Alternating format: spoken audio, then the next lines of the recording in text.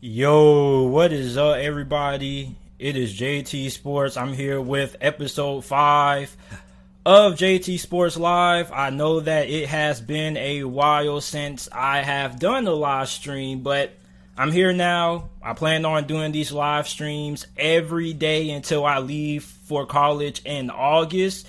Then once I get to college, I'm still going to live stream, but it'll probably be like 2 or 3 times during the week. Now, last night when I was trying to get this whole setup figured out, I was trying to figure out, okay, why is my face so close up? Like, why does it feel like I'm so zoomed in to the camera? So y'all have to put up with a close-up of my ugly ass face right now. You know, kind of going through a little phase, but you know, that needs going away. You know, teenage years is what they call it, puberty. So this episode of the JT Sports Podcast, I'm going to be doing my NFC East record predictions for the upcoming 2021 NFL season. I'm going to be live streaming all my predictions for every single prediction every day. I'm aiming for a time of what we're doing right now, 4 to 5 o'clock. I will let you guys know if something changes. But yeah, man, make sure that you guys like the live stream, share the live stream on your social media pages for your friends, family, or acquaintances. Also, make sure that you guys turn on post notifications, just that little bell icon right next to the subscribe button, so you don't miss another live stream or when I upload a new video. On top of that, this also will be available on all podcasting platforms, wherever you get your podcasts from, Apple Podcasts, Spotify Podcasts, Google Podcasts. All you have to do is in the comment section down below, say, hey, JT, I love listening to the JT Sports Podcast, so is there a way that I can listen to it? And I'm going to respond to you, and I'm going to say, yes, you can. All you have to do is go to the description and make sure that you guys look for the podcast area, and then you guys can go ahead out from there. So I have to make a little correction because the title says NFC East is really NFC North. See there, I can never get these things right, man. Let's see if I can update this on the fly real quick. Let's see.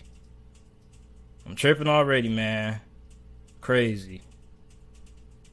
It says NFC East. It really should say NFC North, but I guess we're going to have to say bump it. I'm going to have to go ahead and change it on the fly. So this is my NFC North record predictions. It says NFC East in the title. My apologies for all you guys who are looking forward to my NFC East predictions. That'll probably be here tomorrow. But yeah, we're here with my NFC North record predictions. Let's go ahead and get into it. So the first thing I want to start off with are the Detroit Lions. Now, last year, the Detroit Lions were the worst team in the NFC North. They had a record of 5-11 under former head coach Matt Patricia. And I'm really excited about the Detroit Lions, okay? Like, the Detroit Lions, I think, are moving in the right direction. You bring in new head coach Dan Campbell. I've been hearing a lot of good things about Dan Campbell, how he has kind of, you know, shifted the culture a little bit to a positive tone.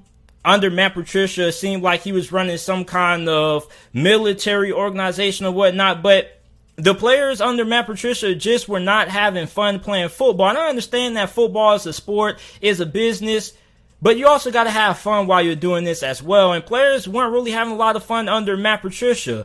You bring in Dan Campbell, it seems like players are now starting to enjoy playing football way more than what they did under head coach Matt Patricia. But they did go 5-11 last season. I definitely feel like for the Lions that this is a team that I'm higher on than the majority of people out there. A lot of people feel like this probably could be one of the worst teams in the NFL. I don't feel that way. I feel like the Lions should at least win 5 games or more. So let's get into the first thing. I'm doing my best case, worst case, and my overall record prediction. I'm not going game by game because I feel like too many people focus on who is beating who and who's losing to who, and they don't focus on the record. So I'm not posting the game-by-game predictions and whatnot, you can go find somewhere else. I'm going by my overall record prediction, which I really care about the most. I only care about getting the records right, and I'm pretty accurate with these. I'm hitting on like 70%. Now, I want to start off with something unique. I want to talk about my swing game. So I think that every team in the NFL throughout the NFL season has two big games. Now, these aren't marquee games that these two teams have to win and whatnot, but these are games that you're going to look back at the end of the season. You're going to say, man, like if we would have won this game, our season probably would have went differently. Or if we would have lost this game, then we probably wouldn't have made the playoffs and whatnot. So swing games are games that I feel like are defining games per se. And you look at the Detroit Lions, I feel like their two swing games are week 6 against the Cincinnati Bengals and week 11 on the road against the Cleveland Browns. Now, the reason why I think that week 6 matchup against Cincinnati is a swing game is because I feel like the Bengals could give Detroit some problems, okay? And on top of that, Detroit is going to be entering that week 6 matchup against Cincinnati. In my opinion, they're either going to be 1-4 or they could be 0-5, because you got to remember, the Lions probably have the toughest 4-game stretch to open the season than any other team in the NFL, in my opinion. Okay, week 1, you're starting out against the 49ers. Week 2, you have to go on the road and play the Green Bay Packers. Then you come back home, play Baltimore. Then you got to play the Bears and the Vikings. So their first 4 games are really tough. And then you come back and you play the Vikings after coming home, going on the road to face the Chicago Bears. So you have 2 back-to-back road matchups. So I think this Bengals game is really important, because they lose this game, they could be in danger of being 0-6 or 1-5. Now, that week 6 game against Cincinnati is not a must-win, but I definitely think it's a very important part of the Detroit Lions season. Now, you look at week 11, they're going on the road to face the Cleveland Browns. Obviously, we know that the Browns are everybody's pick to be the team that's going to end up competing against the Kansas City Chiefs in the AFC Conference Championship game this year. I feel like this is a swing game, a really important game for the Lions per se, because after this, your schedule is pretty easy. You have to face the Bears at home, the Vikings at home. You go on the road to face Denver in week 14, Arizona at home, Atlanta on the road, Seattle and Green Bay is how you close out your season after you play the Cleveland Browns. And I think that those are all winnable games for the Detroit Lions. So that's why I have the Browns as a swing game. After they get done with this week 11 matchup against the Browns, then their schedule is pretty easy from that point forward. Now, my best case scenario for Detroit is 10-7. Now, this may be a huge stretch to a lot of you guys, but I think that 10-7 definitely is a really realistic scenario for the Detroit Lions. And like I'm saying, this is the best case. If their season goes how it should, in Lions fans' eyes, and they beat the 49ers, they're able to split against Green Bay and whatnot, maybe they can pull off an upset on the road against the Pittsburgh Steelers, then they could well end up going 10-7, because look, the Detroit Lions have one of the best offensive lines in the NFL. And there's not a lot of scenarios that happens very often where a team that has a top 5, top 10 offensive line ends up being one of the worst teams in the NFL and doesn't end up being really competitive. So I think with how good Detroit is on the offensive line side of the football, I think that they're definitely going to be able to compete with some of the best teams in the league. Then on the defense side of the football, okay, yeah, you do have concerns at linebacker. Your secondary, especially the back end of the secondary when it comes to your safety position, looks really shaky, but your defensive line is really solid. You should be able to get pressure on the quarterback. I feel like Detroit has an above average defensive line that should at least be like top 15 or higher. So I think best case scenario for the Detroit Lions this year definitely is 10-7. I can see them going 10-7, not only winning 10 games, but also there's an outside chance that they have of making it into the playoffs if everything goes correctly. Now, the worst case scenario for the Detroit Lions, in my opinion, 6-11. Now, I don't think Detroit is going to lose more than 11 games this year. I think that they should at least win 5 games or more, which is why I think that the worst case scenario for Detroit has to be 6-11. Now, I said that they have a really good offensive line, and their defensive line is pretty good also. But at the same time, they do have a lot of holes that you just cannot simply overlook, especially when it comes to linebacker and when it comes to safety. Now, corner, I'm not down on the Detroit Lions corners. I actually think their cornerback group is pretty decent. You have Emmanuel Rouye, who I really think that he's really underrated. I think he's been really solid for the Detroit Lions. Then you have Jeff Okudah, who is coming off a terrible rookie season. And I understand Matt Patricia's scheme wasn't the best to suit his strengths and what he did well. On top of that, you had COVID-19 that everybody had to deal with. I understand that. But here's something that Lions fans also have to understand. For all you guys who are saying that Jeff Okudah could bounce back, most cornerbacks that are drafted in the first round are good immediately. You look at Jair Alexander, Denzel Ward. Those corners were really good. And they were drafted in the first round. And the cornerbacks that are not really good who are drafted in the first round normally end up being bust. A good example of this is Artie Burns. He was drafted in the first round by the Pittsburgh Steelers a couple of years ago. He didn't have a really good rookie season, and he ended up being a bust for Pittsburgh. So rookie cornerbacks, normally you can tell how good they are right away from the rookie season, because I believe that cornerback is an impact position. So for Jeff Okudah, hopefully he can change that trend, but most of the time, corners who don't have a really good rookie season normally don't end up bouncing back from that. So I think 6-11, worst case scenario, I don't think they're going to end up losing like 13 or 14 games or whatnot. I definitely feel like they can win at least 6 games at worst, because this is going to be a really competitive football team. Okay, like, the Jaguars and the Lions, I feel like, are the two teams that a lot of people are sleeping on. I'm not saying these two teams are going to make it to the playoffs or whatnot, but I definitely feel like these two teams are going to be better than what a lot of people in the media are giving them credit for. They're going to be really competitive, man. So, for the Lions, 6-11, I think that you definitely can say that they could lose that opener to the 49ers. You definitely could lose to the Pittsburgh Steelers, even though I think that the Lions will win that game, but definitely they could lose that game. Going on the road to Heinz Field in the month of November is really tough to pull out a win at that time of the year. And not only that, but it's really hard, despite what time you play the Steelers, to go on the road and win at Heinz Field. Like, it doesn't matter if you're playing them in September, October, but in November, man, it's really hard to beat Pittsburgh, man. So I think 6-11 is the worst case scenario for the Lions. My overall record prediction for Detroit this year is going to be 7-10.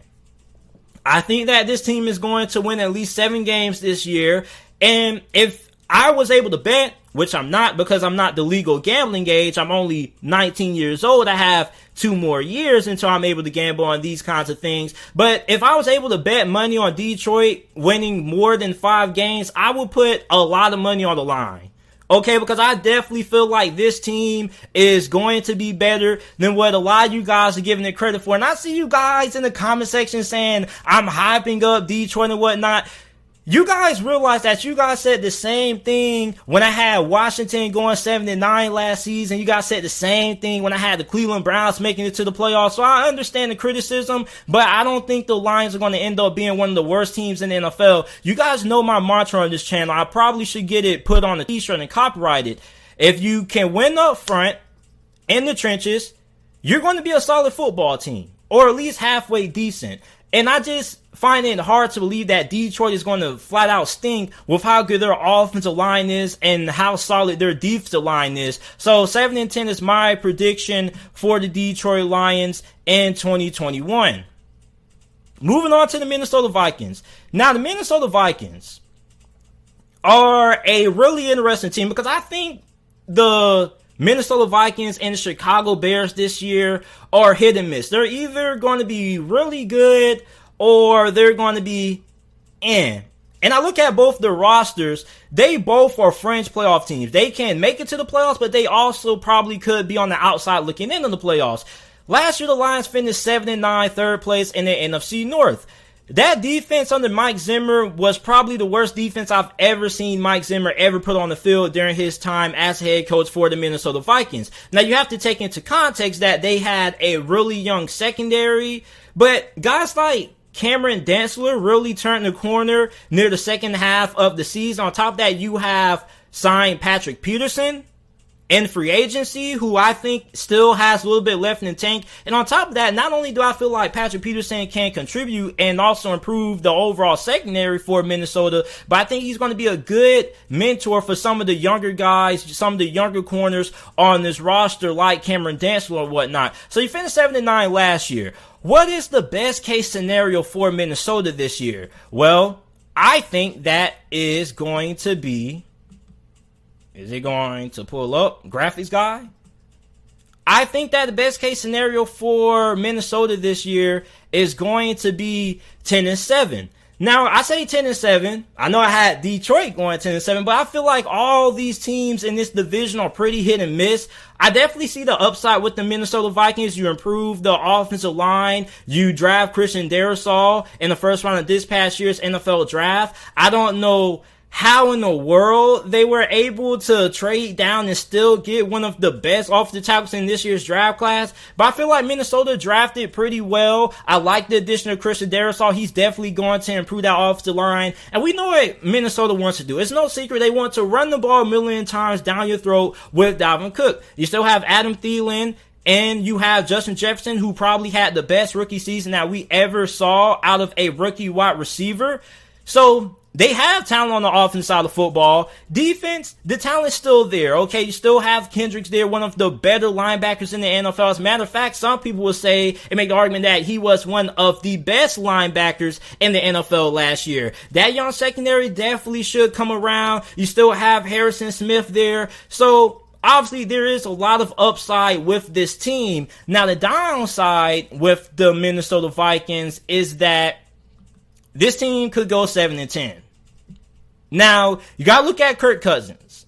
I know Kirk Cousins isn't the worst quarterback in the league. You definitely can win with Kirk Cousins. I think he's like a top half quarterback if I was doing my quarterback rankings. But I think Kirk Cousins at the same time, he can be really good, but he also can be very volatile. You don't know what you're going to get out of Kirk Cousins on a week-to-week basis. So Kirk Cousins could light up the first half of the season for Minnesota and just completely collapse. Now, I understand people are going to say, well, JT, the offensive line wasn't all that great. I understand that. But let's not act like Kirk Cousins just didn't have bad games last year. Let's not act like Kirk Cousins didn't have some meltdowns, because he definitely did. So I definitely look at Minnesota as a team that has a lot of upside, but the downside for this team is really ugly. On top of that, we're speculating that this secondary is going to get better, but who knows if Cameron Dantzler and the young cornerbacks that they have on this roster are even good. For all we know, these guys may not be good at all. So a lot of Vikings fans can say, yeah, these guys are going to improve, but we don't have the evidence. Everybody around this time of the offseason thinks that their team is going to make it to the playoffs, that their team is going to win a lot of games, that their team's a Super Bowl contender. And I don't think a lot of people actually sit down and evaluate their team on a unbiased condition. I think everybody just looks at how great their team can be, but nobody looks at how bad their team can be. And you look at Minnesota, yeah, this is a team that some people may be sleeping on, but you also got to look at it like this. I think that the Vikings could be a middle of the pack team. And 7-10, I definitely think is a realistic prediction for the Detroit Lions. Now, before I get into my overall record prediction, I got to talk about my swing games for the Detroit Lions. So these are my two swing games for, well, not Detroit Lions, but the Minnesota Vikings, excuse me. So my two biggest swing games for Minnesota this year are going to be against the Dallas Cowboys week 8 and against the Pittsburgh Steelers week 11. Now, the Dallas Cowboys game is a really intriguing game to me because I believe that both of these two teams are going to be coming off a bye, so they're going to be well rested. Minnesota is going to be at home, And on top of that, you look at Minnesota with how their schedule stacks up. This could be a game that potentially could determine how they fare when it comes to the playoff race down the stretch.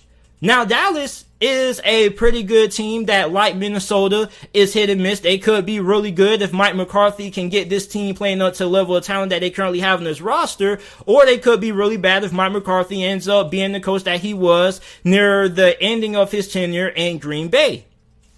So you look at Minnesota and you look at Dallas. I think that these are two similar teams that both have a lot of upside, but they also could be in the middle of the pack as well if things don't go to plan. Then you look at that week 14 game against Pittsburgh. It says week 11 on the graphic. I'm sorry, I'm going to have to edit that out when I go ahead and download this video and chop it up and edit. But I definitely feel like that week 14 Thursday night matchup against Pittsburgh is going to be really big. And the reason why I think it's going to be really big is because when you look at the Steelers and the Vikings at this time of the season, both these two teams are probably going to be in that wild card hunt, competing to get either that 6th or 7th spot in the playoffs. So I think that this is a very big game. This is going to be at home for Minnesota, and it's going to be on a short week. It's going to be on Thursday night.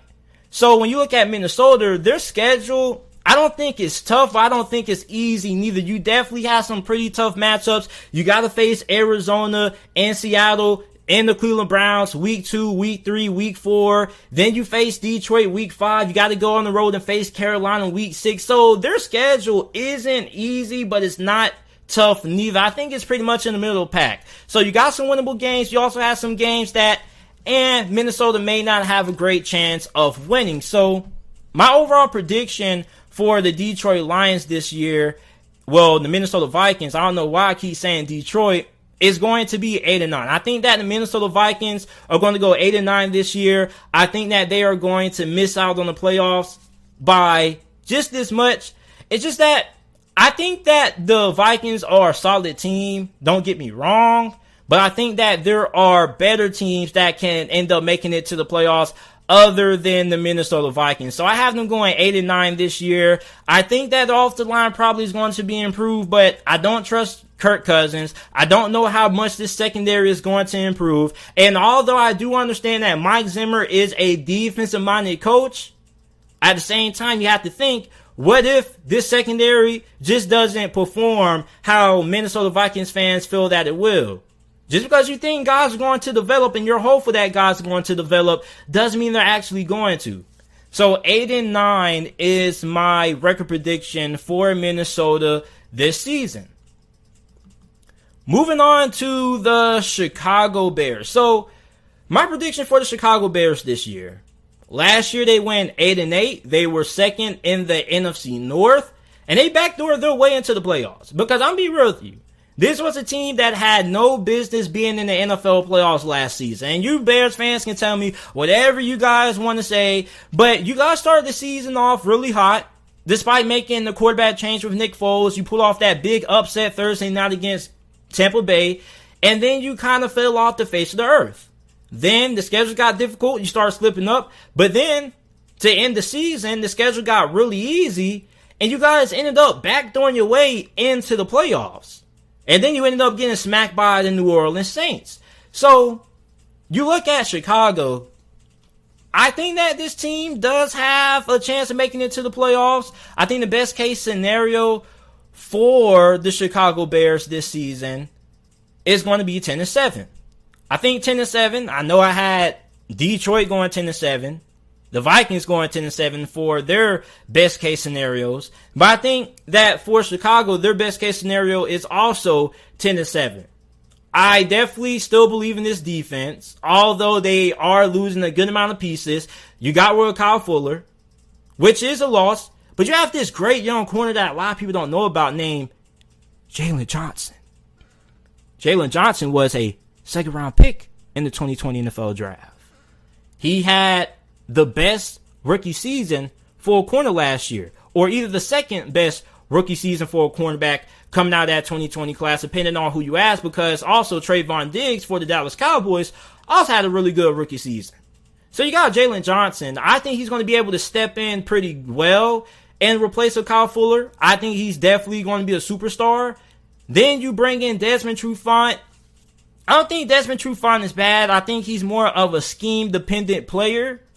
But I think he can be pretty solid as their second corner. It's not like they're asking him to be their number one option.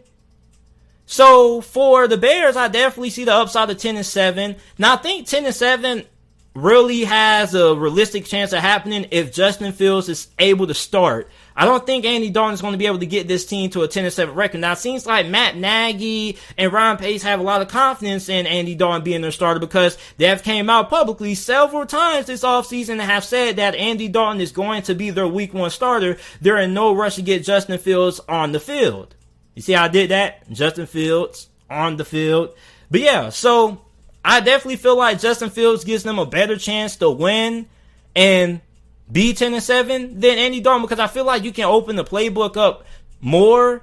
You can run RPOs, you can run read options with Justin Fields. Like, he just adds a different dynamic to this offense. And as a play caller, which Matt Nagy is going to be taking over play calling roles this year, I feel like starting Justin Fields makes it easier on you calling the plays. But I understand why they want to start Andy Dalton. You saw what happened with Mitch Trubisky. They threw him into the fire too early, and it looked like he was going to rebound, but he didn't.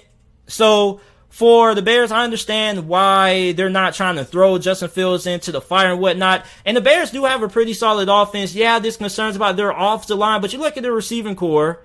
You have Darnell Mooney, who I'm really excited to watch. You have Allen Robinson, who's looking to get a big-time contract. You have a really good group of tight ends. On top of that, you have David Montgomery at running back, which I think David Montgomery could end up having a breakout season for the Chicago Bears this year. He was really good late in the stretch of last season when they were able to give him the football. He was getting a significant amount of touches. My worst-case scenario for the Chicago Bears, however, is going to be 6-11. I think 6-11 is a realistic scenario for the Chicago Bears that definitely can happen. Because you look at Andy Dalton, when he was starting the games that he was in for the replacement of Dak Prescott, because Dak Prescott got his season cut short, he played how you expect Andy Dalton to play. I'm going to summarize it at that. He didn't win a lot of games for Dallas, but he didn't lose another game for Dallas, which is why Dallas wasn't able to win many games without Dak Prescott. Now, with Chicago, you have a roster that definitely isn't bad. You do have some weapons to work with, but the offensive line definitely is a question. I know you selected Tevin Jenkins out of Oklahoma State, which I like him a lot, but I still have more concerns about the offensive line. I just really don't have a lot of confidence in the Bears' offensive line going into this year. Then you look at this defense continues to seem like it's losing more players year in and year out. So for the Bears, as a Bears fan, well, if you are a Bears fan, you got to look at it from a perspective of this. Yes, you have Khalil Mack. Yes, your defensive line is pretty solid. You have Roquan Smith, who should have been a Pro Bowler last year. But this defense has lost a significant amount of talent compared to what it did a couple of years back in Matt Nagy's first year as head coach in Chicago. So I look at how much Chicago has continued to lose year in and year out on defense. I don't think that this is going to be the elite defense that Bears fans are expecting. I think that this defense can be pretty good, but I think it'll probably be on the outside looking in of being a top 10 defense. So my worst case scenario for the Chicago Bears is 6-11. And before I get into my final prediction for the Chicago Bears, I want to talk about my two swing games that I have for Chicago. And they're both, ironically, against the Detroit Lions. I think week 4 against Detroit is really big because after this game, you have a really difficult stretch. You have to go on the road to face the Raiders. You face Green Bay. You face the defending Super Bowl champions, the Tampa Bay Buccaneers, on the road. You got to face the 49ers. You go on the road and face Pittsburgh on a Monday night. You have a bye week, week 10. Then you have to face the Baltimore Ravens. Then you come back and face the Detroit Lions week 12. So you have a really tough schedule, a brutal schedule after week 4, after you play Detroit. Which is why I think that's a very key game. Because your season turns after that. Okay, you start the season off facing the Rams, Bengals, and Browns. You could go into that Detroit Lions game probably 1-2? So that Lions game is really big, because if you lose that game, you head into this tough stretch 1-3. But if you win that game, you go into that stretch 2-2. And I think for Bears fans, you probably would prefer, 99.9% of you guys would rather go into this tough stretch from week 5 to week 11, 2-2, rather than entering that stretch 1-3. Then after you play Detroit on the road week 12, your schedule kind of mellows down. So you go from extremely difficult to pretty easy. Well, I wouldn't say pretty easy, but it's not going to be as difficult as what it was weeks 5 to 11. So after week 12, after you go on the road and face Detroit, you have to play Arizona at home. You face Green Bay on the road, Minnesota at home, Seattle on the road. You got to face New York Giants to close out the year. So for me, I feel like the Chicago Bears are probably going to end up going 8-9. I feel like the Bears are not a bad team. I feel like they're in the middle. I feel like quarterback is really going to determine how far this team goes. And I feel with Andy Dalton, I feel like they're probably going to go 8-9. And some people probably feel like they can go 6-11, maybe worse. But I feel like this team has a little bit of grit about them that we saw last year when they upsetted the Tampa Bay Buccaneers on Thursday Night Football. So you look at Chicago, I think that this is not a bad team. I think, like Minnesota, this is a fringe playoff football team. This is a team that definitely can make it to the playoffs, but I definitely don't feel like they have quite enough talent to get in, especially with how stacked the NFC is this year. The NFC West, oh my goodness, we didn't even talk about the NFC West yet. We're going to get into that in the next couple of days. But I like Chicago. I'm not as high on Chicago as a lot of people are, but I'm not as low as some people are. I'm like in between. I think Chicago could be a playoff team, and I also think that they couldn't be a playoff team. So I have them going 8-9 this year. Before I get into my final record prediction for the Green Bay Packers, we have 9 people in the stream. Make sure that you guys like the video if you haven't. Share the live stream.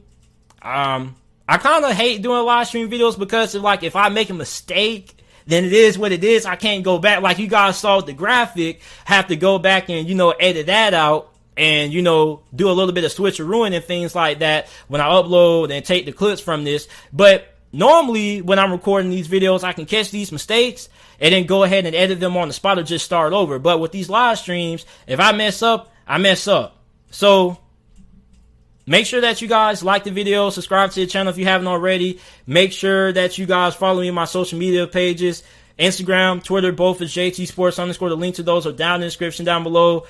We got a super chat from my guy, Juice Alert 499. My guy, Juice Alert, make sure that you guys check him out. We just did a collab going over training camp for the Green Bay Packers. He says, if Aaron Rodgers wins a second Super Bowl, is he a better all-time quarterback than Peyton Manning? Green Bay will go 11-6 in 2021 and will be in the Super Bowl conversation. I'm going to have to say that I would take Aaron Rodgers over Peyton Manning simply for the fact that I think that Aaron Rodgers is a better playoff performer than Peyton Manning.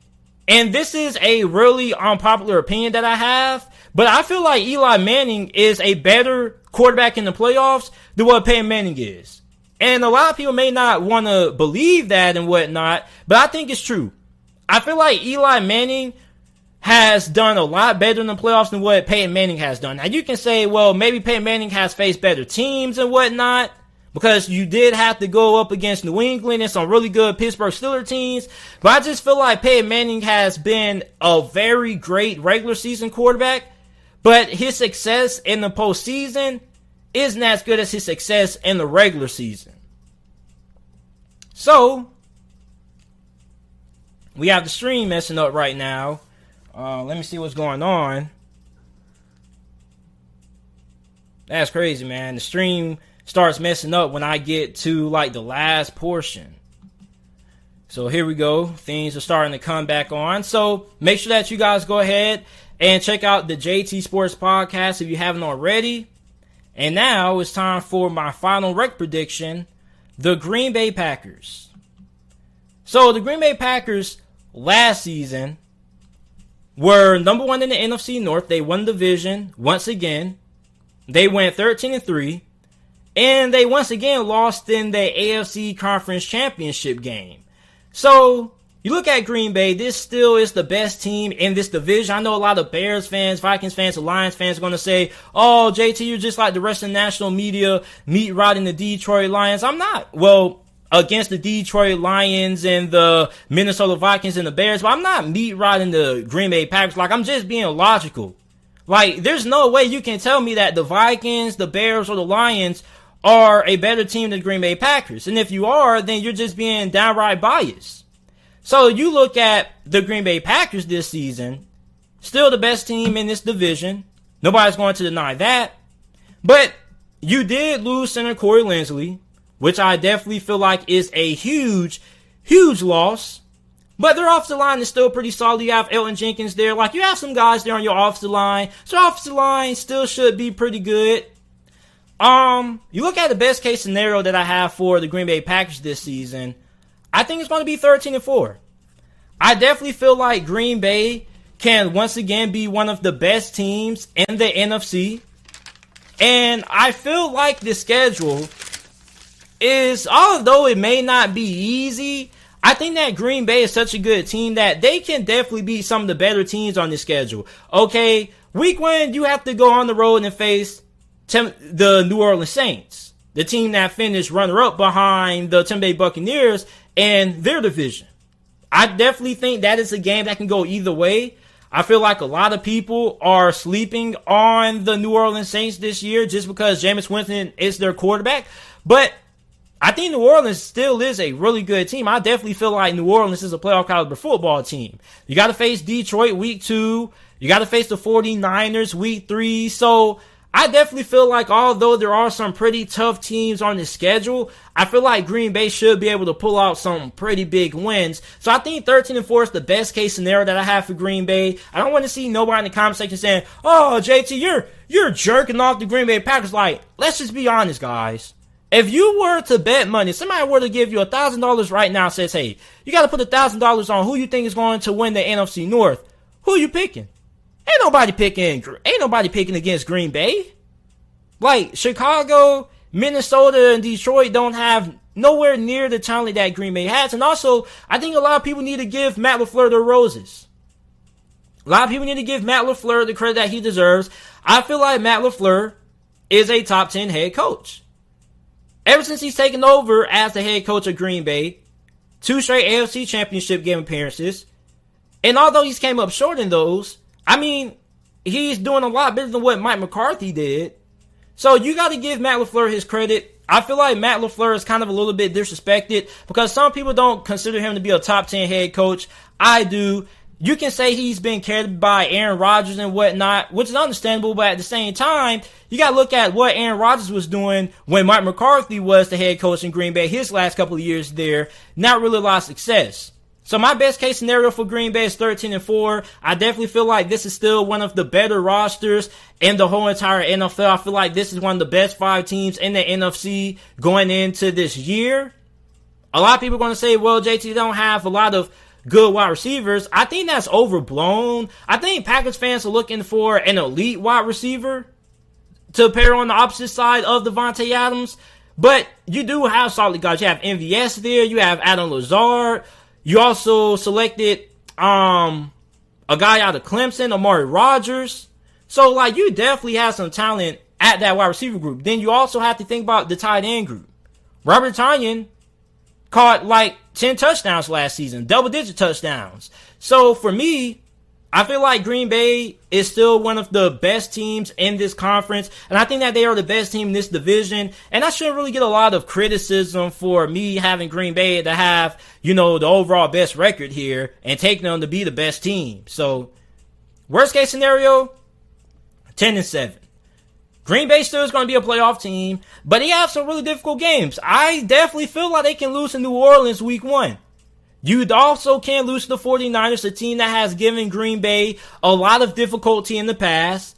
Pittsburgh is a game that can go either way. You got to face Washington. I think Washington definitely is a losable game for Green Bay Packers fans there. So you have a schedule that does have some games that you definitely can slip up in. So I definitely feel like Green Bay's worst case scenario is 10-7. But before I get into my overall record prediction, my final record prediction for this live stream, I wanted to talk about my two biggest swing games for the Green Bay Packers this year. I almost said Detroit again. Week 9 against Kansas City, and Week 12 at home against the LA Rams. Now, these are two major swing games for Green Bay because, like I mentioned at the start of this live stream, swing games are not must-win games or key games or whatnot, but these are games that you're going to look back at the end of the season if you are Packers fans, and you're going to say, man, if we would have beat Kansas City or if we would have lost the LA Rams, our season would have went this way.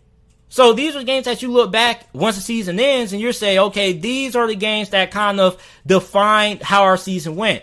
And I think that these are two big games because when you talk about the Super Bowl conversation, I don't feel like Green Bay kind of has earned their keep. I feel like everybody says, okay, Green Bay is a Super Bowl contender every year because of Aaron Rodgers. But that's the same thing that Seahawks fans were saying with Russell Wilson. And I think that is kind of an overblown and lazy argument. Like, I understand if you have a great quarterback, you're going to win a lot of games. But at the same time, if you're making an argument that your team is a Super Bowl contender just because who's at quarterback, I think that goes to show you that you don't really have that great of a team.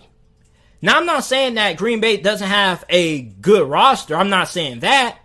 But what I am saying is that I feel like Green Bay kind of has to prove to me that they deserve to be mentioned in the breath of teams like the Buccaneers and the LA Rams this season and the Kansas City Chiefs and the Cleveland Browns and whatnot and Buffalo and whatnot. And this is your chance to prove it. The Chiefs are expected to once again win the AFC and make it to the Super Bowl for a third straight year in a row. You got to go on the road and play them. Then on top of that, you got to face the Los Angeles Rams, which is a team that I feel is going to end up competing against the Tampa Bay Buccaneers in the NFC Championship game. So the Green Bay Packers are able to at least win one of these games. I would definitely give them the respect they deserve and consider them a top 4 Super Bowl contender. But as of right now, I don't think Green Bay is in that top tier of Super Bowl contenders right now.